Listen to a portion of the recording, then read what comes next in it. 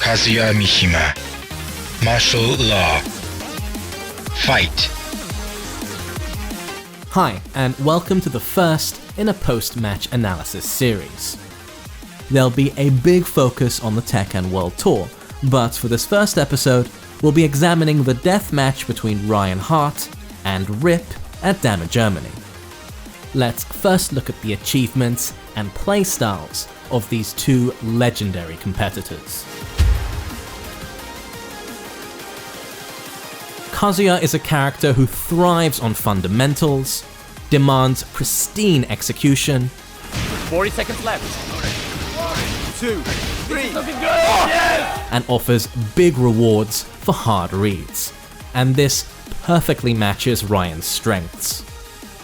With a staggering 450 tournaments across the globe to his name, which includes 2 Tekken Evolution Championships, Turn 4 and finish it! 4-4-3! EVO 2008 World Champion Ryan Hart. Ryan is a true multi-game champion, whose decades of tournament experience give him a very keen understanding of how to read the game state, as well as the tendencies of his opponent in high-stress situations. One more mix up. Wow, the little Parry, you got it! Ryan Hart! His Kazuya is insanely aggressive, and when he sniffs blood, the round can be over in mere seconds. Ryan is incredibly confident in his ability to snowball entire rounds from wave dash mix-ups and momentum. However, this can occasionally backfire, as Ryan is prone to making hard reads and taking big risks in order to take his turn back. However, the constant threat from this playstyle can shake even the most disciplined players into panicking. At his best, Ryan can move back and forth from high risk to fundamental Tekken at will. Here we go! That's the gears,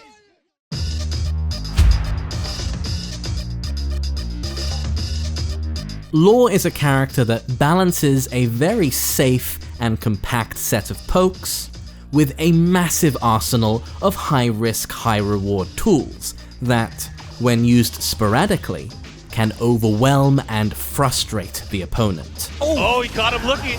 In short, if you know when to turn on the crazy, Oh, yes! it can pay dividends. And Rip, with his explosive, unpredictable playstyle, certainly takes advantage of this. No! The best! Rip is very good at sensing when the opponent wants to go in. In particular, Rip is infamous for his round-stealing hop kicks. Nice big hop kick. Rip's gonna have to get out of there. Hop kick in. I like the patience hop kick from Rip. Nice 1-2 right there. Hop kick. Ready starting his offense. Nice hop kick right there. Definitely true. That was a crazy hop kick. Kill first. Oh, what a hop kick! God! The crowd on their feet. The hop kick signature move from Rip. Rip generally prefers to play cautiously for the majority of a match, utilizing a lot of movement and creative use of Law's somersaults. That 12. That was supposed to be a slide, but maybe not in his favor. What a down 4-2 for the whip. But when he goes in, all the chips are on the table. And with his lightning fast slide, Slide again. You know, he's been on the money with those bad boys. Not one punish. Do it again. which he mixes up perfectly with while standing mids, Oh, wow, rising 2. mastery of Law's backturn moveset, Cleaver. All this neutral. Oh my god, Watch the your Rip legs. special. and unorthodox setups, a particular favorite of his being ambiguous cross-ups at the wall. Nice. Oh, delayed hop kick. That is a tech trap. Rip can steal entire rounds before you even know what hit you. Flip! And Rip takes the match against Anakin. As a multiple top 3 EVO finalist though, that's certainly not to say he's lacking in fundamentals. What a low parry there from Rip. Even Rip's wackiest decisions are informed by the decades of Tekken experience he has under his belt. Tekken God mix-up, baby. against some of the toughest competition out there. Crucially, Rip does not allow the prestige or reputation of his opponent get to him, and will test their knowledge and patience under stressful tournament conditions. Wow, we've seen him do really good with the kick. He get hit by Junkyard. I didn't think he was going to finish it. Similar to Ryan, Rip is at his best when he balances solid play with just a touch of wildness to keep the opponent on their toes. Rip's propensity to gamble and take big risks is a double-edged sword though, that is both his greatest strength and his biggest weakness. Oh my god. Yo, where is my money? Although neither Ryan nor Rip are no longer active competitors, they both retain the ability to perform well even when rusty, thanks to their knack for landing that single key hit to turn an entire fight around. So remember, a vote for Rip is a vote for America.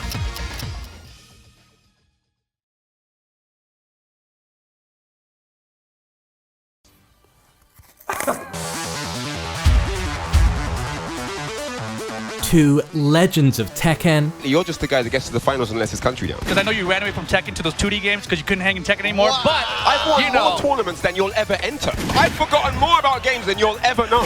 playing two legacy characters. where did everybody go? What the hell just happened here? Hey! Hey!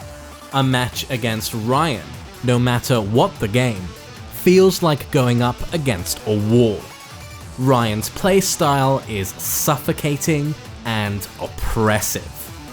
Speaking from personal experience, it often feels like no decision you make is the right one. Rip's approach, on the other hand, couldn't be more different, but is no less effective. With his inherently passive playstyle, he wants you to get a little too comfortable, let your guard down, and overextend. And then after you inevitably get tilted, he knows just how to capitalize. So Rip looking, wow. In a nutshell, Ryan is trying to intimidate you, while Rip is trying to irritate you. Ouch. Oh, nice gold right there! And he's talking in his face. He just said, "Whoo!" right in your face. Boom! So, now that we know a bit more about the players, let's move on to the main event. In this series, we won't be going over the whole match in its entirety, but instead focusing on the main points that decided the outcome. Now, in the end, the score was 10-3 to Ryan, but that really doesn't reflect how back and forth it was. In Ryan's own words, Certain games, there were really close games where it could have gone either way, so the scoreline doesn't tell the whole story. Like, it was a lot closer than it looked, you know. there were several key matches that could have gone either way, and if not for a few unfortunate mistakes at critical moments, the results could have been quite different. Although Ryan was overall clearly more prepared for this set. So let's look at the first and most important reason why Ryan won.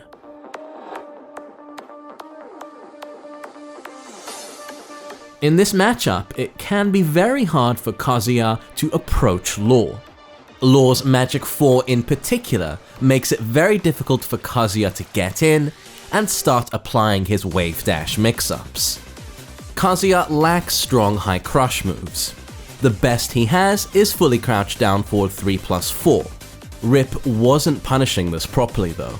He could have gotten while standing 4s in, which aside from the damage, also allows Law to start his close range pressure game, where he's really dominant in this matchup.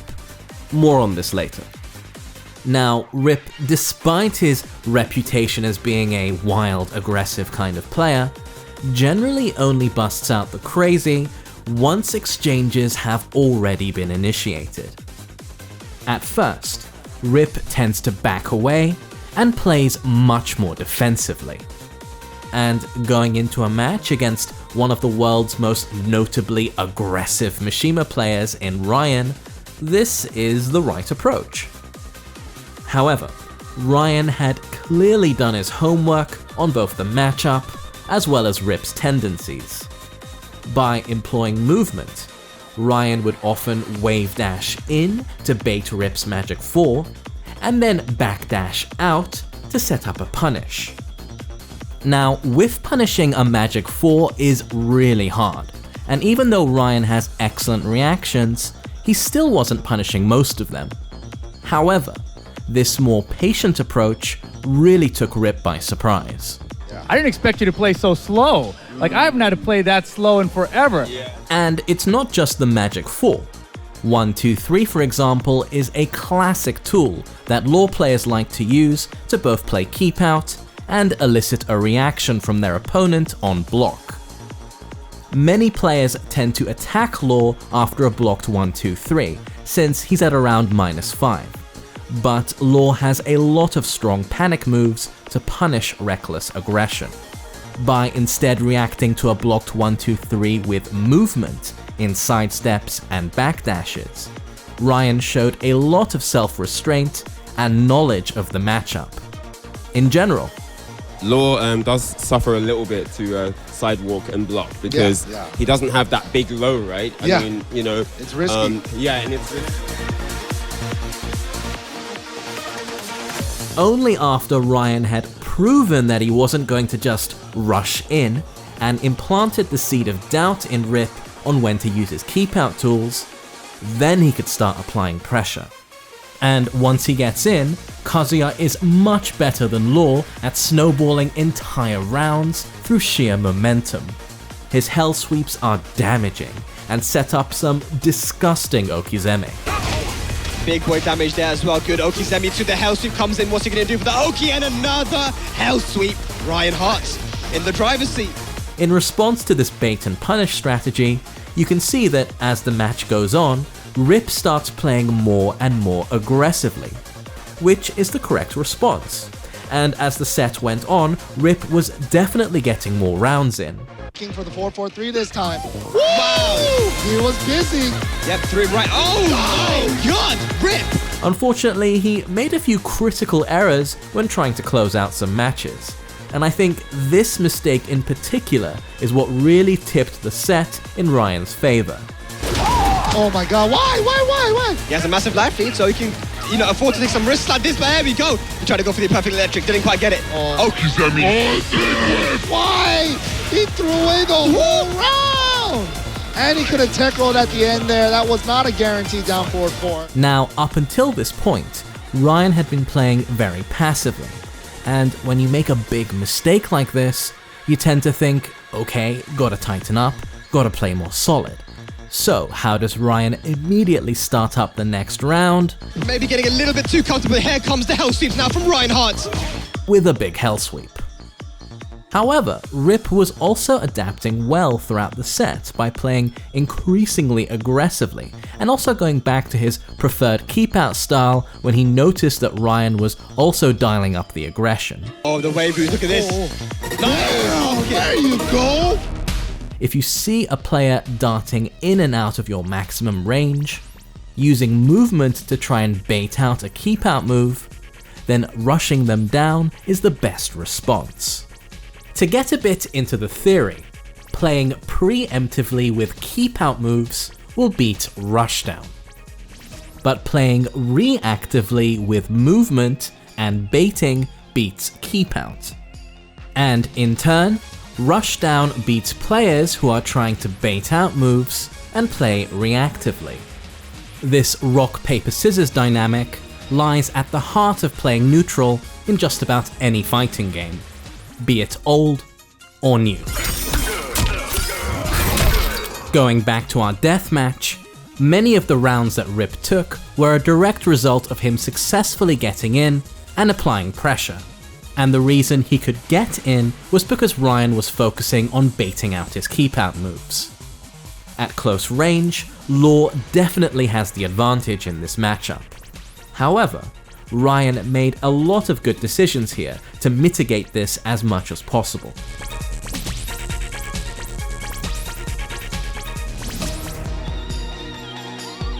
As mentioned, Law is very dominant when he's up in Kazuya's face. Kazuya lacks strong panic moves to deal with the barrage of pokes and DSS pressure that Law can throw. Also, crucially, Law's down back 3, his primary low with which to continue pressure, is only -12 on block, meaning that Kazuya can't launch punish it with twin pistons. However, Ryan was really on point on discouraging this by using low parry. Low parry is really strong in the Tekken 7 system. Even though it's not as damaging as a regular launching combo, the damage is still quite impressive. And more importantly, thanks to the screw system, they have very good wall carry. Unlike Tekken Tag 2, a successful low parry can completely change the momentum of a fight. The strength of low parry, to a degree, normalizes the cast's ability to punish lows with a combo. So in the grand scheme of things, it really benefits someone like Steve, who doesn't normally get to launch until -18. Whereas it makes characters with 13 frame while standing launches like Kazuya slightly less special. However, in this matchup, low parry is extremely useful, and Ryan made good use of it at critical moments.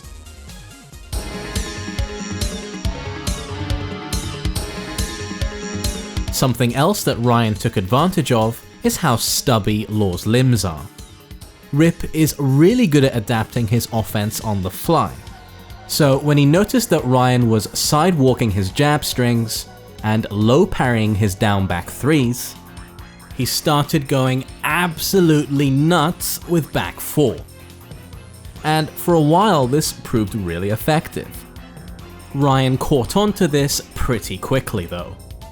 The problem with both back 4 and down back 3 is their short range, which Ryan started exploiting with backdashes to godfists. By the very nature of their character archetypes, for every 5 or so pokes that Law lands, Kazuya can equalize it with a well-timed interrupt, step, or backdash into a godfist. Remember that Tekken is one of the few fighting games where you can actively block while backdashing, making it a very powerful tool.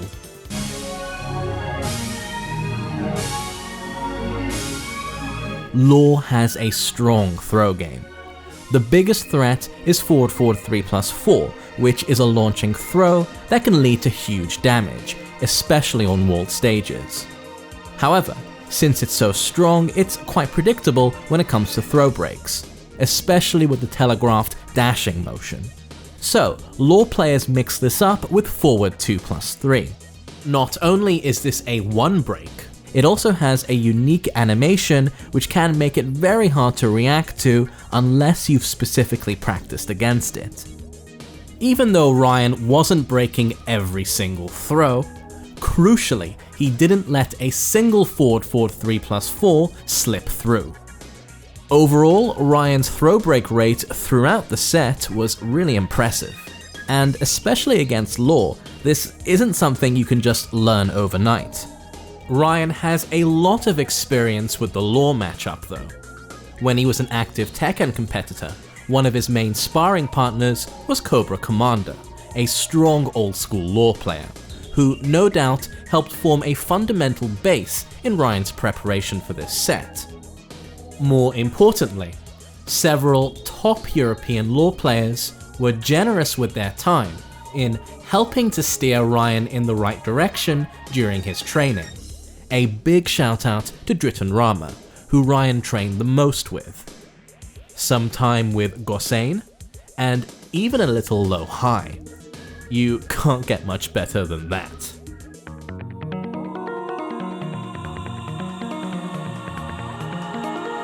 Aside from low pokes and throw mix-ups, the other way a Law player opens up the opponent is through slide mix-ups. And this is definitely one of Rip's biggest strengths. His slide and fully crouch game is very strong, and one of the things that makes it stand out is his clever use of while standing 1. Rip often uses this as a ranged whiff punisher or even as bait, which was really effective in his match just prior against Spaghetti Rip. Again, a lot of Rip's strategies revolve around making you think it's safe to attack, and then sniping you out with a quick magic 4 or hop kick or something similar. And while it's easy to say that you should just stay patient and bait it out, when your health bar is constantly being chipped away by slides, it's very easy to overextend and make a mistake. However, Ryan had clearly already committed to eating almost every slide at close range, so that Rip could never tag him with a big launcher. This takes quite a bit of mental fortitude, but in terms of risk to reward is pretty optimal, especially considering how Law's launches from crouch are super risky. But you can't just stay passive and let Law bully you like this, especially when one of Kazuya's main keep out tools is a high. So Ryan was using a lot of mids to check Rip's crouch throughout the match, as well as of course to mix up with lows. Nice, big boy damage guaranteed. Oh no.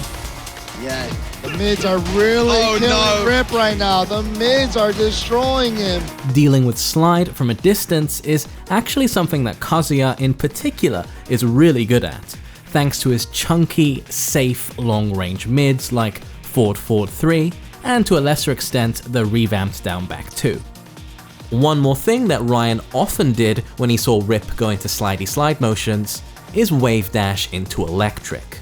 Now, this seems counterintuitive since electric is high, but do remember that forward 3 and down back 2 are kinda slow, and the safest options from the slide fake out are while standing 1 or while standing 4, which will often beat them out. So, by closing distance quickly and going into electric when he saw Rip try to slide, Ryan often just counter-hit him for huge damage. While of course this strategy can be quite risky, Rip wasn't very on point on punishing ducked electrics. And as a quick low-risk check, Ryan also occasionally used while standing 4.